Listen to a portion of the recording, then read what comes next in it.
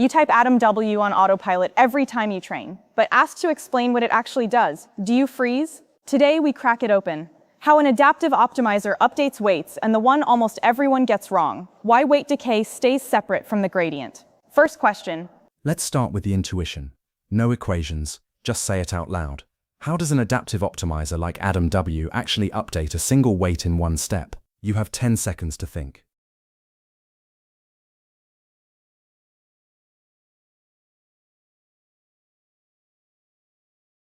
It's really two things stacked together. First, momentum. It doesn't just look at the current steps gradient, it keeps a running average of gradients, so the direction has inertia and isn't thrown off by the noise of any single step. Second, and this is where adaptive comes from, it also keeps a running average of the squared gradients, the second moment, and divides the step by its square root.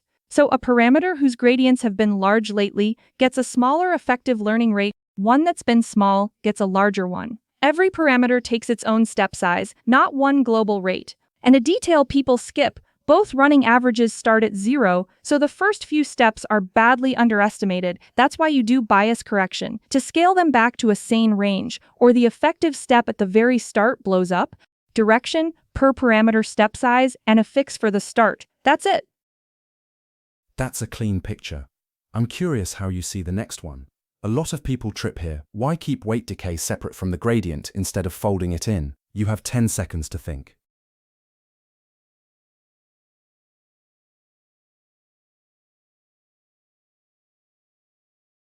Because in an adaptive optimizer, adding an L2 penalty to the gradient and applying weight decay are not the same thing, and that's exactly the bug AdamW fixes. Classic Adam adds the L2 penalty to the gradient, but then that penalty gets scaled along with the gradient by the second moment square root. The result is backwards. Parameters with large historical gradients get barely any penalty, while small gradient parameters get decayed hard.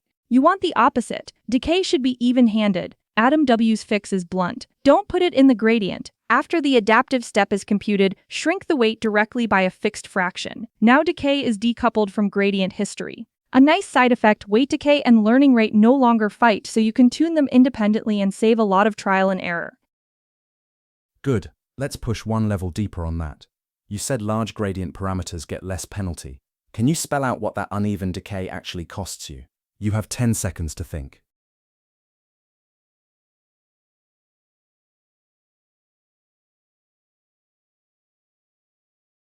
The cost is that regularization lands in the wrong place. The parameters with consistently small gradients are often the relatively inactive ones, the ones you'd want to gently keep in check. Yet in classic Adam, they get decayed the hardest, basically pinned towards 0 when they shouldn't be. Meanwhile, the large volatile parameters that most need restraint get almost none. So the strength of the regularization runs opposite to who should be regularized. In practice, that means the weight decay you added to fight overfitting is fighting in the wrong spots. Generalization barely improves, sometimes gets worse. And because decay is coupled to the learning rate, every time you change the learning rate, the effective regularization shifts too, so tuning turns into whack-a-mole. Decoupling cuts that link, so weight decay finally applies evenly at the value you set across all the weights.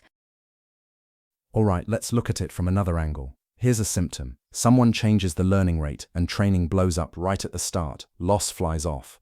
From the optimizer's behavior, how do you explain it? You have 10 seconds to think.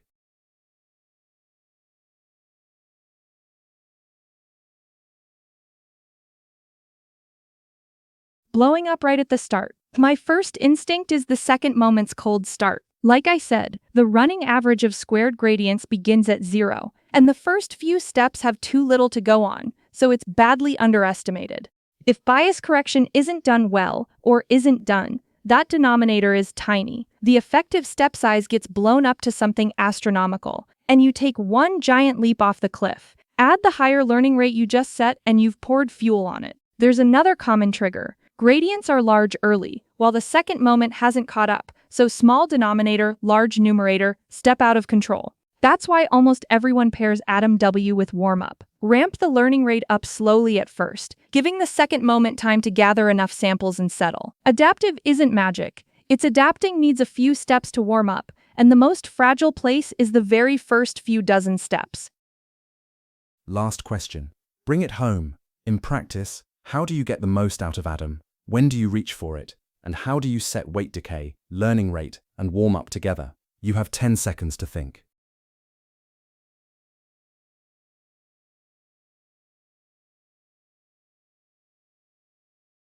On the choice for training transformers and large models, AdamW is basically the default fast convergence, less fussy about the learning rate, stable generalization. But it isn't free, it stores 2 extra states per parameter, the momentum and the second moment, so the memory overhead is a lot more than SGD. When compute is tight or the model is small, SGD with momentum can actually generalize better. On the settings, learning rate with warmup plus cosine decay is almost standard, specifically to protect those first steps. Since weight decay is now decoupled from the learning rate, treat it as an independent regularization knob and tune it on its own. Don't let it ride the learning rate. The 2 betas are usually fine at defaults. If you touch one, it's the one controlling the second moment, since it sets how fast the adaptation reacts. In one line, AdamW marries per parameter step sizes to clean weight decay, but you have to protect its cold start with warmup. So, pulling it together, AdamDual is 3 things. Momentum sets direction. The second moment gives each parameter its own step size, and bias correction guards the start. The one to remember: weight decay must be decoupled from the gradient, or large gradient parameters end up barely regularized and tuning stays tangled with the learning rate. Add warmup to protect the cold start. Adaptive is powerful, but its adapting needs a few steps to warm up. If this kind of prep helps, like this episode, share it with someone who's interviewing and subscribe to Interview on Your Way. More and better questions are on the way.